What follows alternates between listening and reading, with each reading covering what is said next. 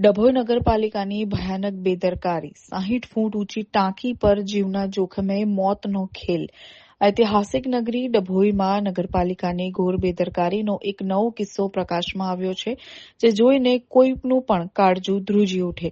સરદારબાગમાં આવેલી અંદાજે 60 ફૂટ 20 મીટર ઊંચી પાણીની ટાંકી પર એક યુવાન કોઈપણ સુરક્ષા સાધનો વગર મધપૂડો પાડવા માટે ચડ્યો હતો.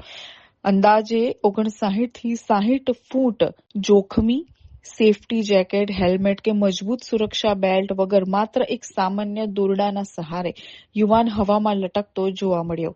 પાણીની ટાંકી પર જામેલા મધપૂડાને દૂર કરવાનો પ્રયાસ, તંત્ર સામે ઉઠતા ગંભીર સવાલો.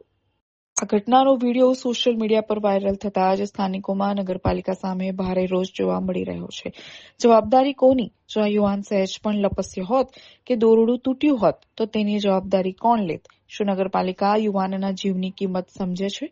પરવાનગી કોણે આપી? શું નગરપાલિકાએ સત્તાવાર રીતે આ યુવાનને સુરક્ષા સાધનો વગર ચઢવાની મંજૂરી આપી હતી? જો હા, તો આ નિયમોનું સરેઆમ ઉલ્લંઘન છે.